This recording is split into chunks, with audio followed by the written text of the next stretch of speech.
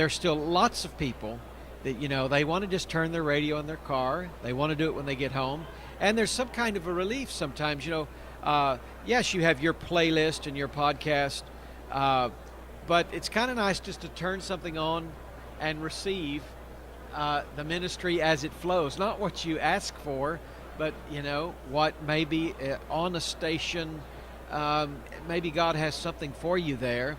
It's a little more passive. So I think there's actually a time, people coming home, sitting down, they just want to turn it on and listen. So I think there's still a huge place for Christianity, and you can go where other folks can't go with radio. Well, and absolutely, and intrusiveness, that sounds kind of like a negative term, but when you look at the fact that radio can go into places, into a car, for instance. Yeah. And know this, we gauge that just our folks here, over 100 million people have access now to Christian radio and television, and say in America that they listen or watch it at some time. People are listening or watching. About 1/3 of all Americans are listening to Christian radio or watching Christian television at some time. They say they access it. That's a huge potential. Absolutely. In your opening address at NRB this year, Dr. Johnson, you really reiterated and underscored the threefold mission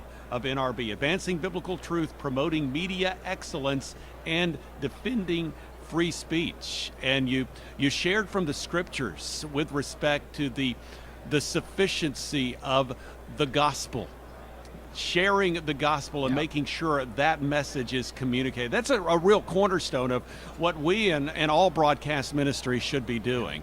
Yeah, Christian radio isn't just about having to say something, it's having something to say. Yes. And the content is king. And, as a Christian, we know that's the gospel, how that Christ died for our sins, was buried, and 3 days later he rose from the dead, according to the scriptures, and was seen by hundreds. And I do think that is the main thing. And I want to, encourage all preachers, all teachers, radio and television broadcasters, bloggers, podcasters, this is the main thing. This is the thing that saves. And Paul says this is the message on which you stand. And that really is my challenge. That's the most important value that we can have at NRB, is to raise the bar, to raise the level. There are ministries where that's not the priority. And what we want to say is make the main thing the main thing. It's very important that we stay biblical, balanced on the gospel.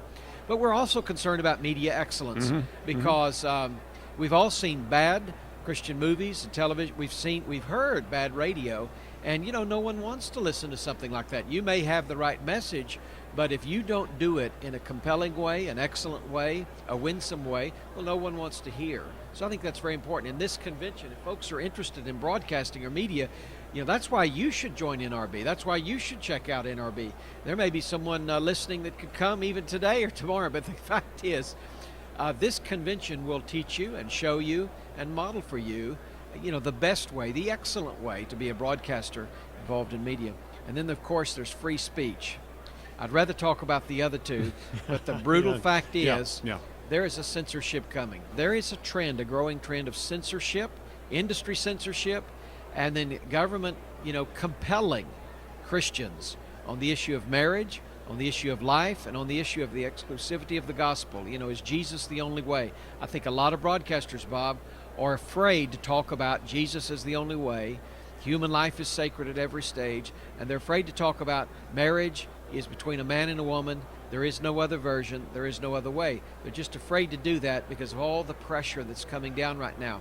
And what I'm saying is this: NRB must become to the First Amendment what the NRA has become to the Second Amendment.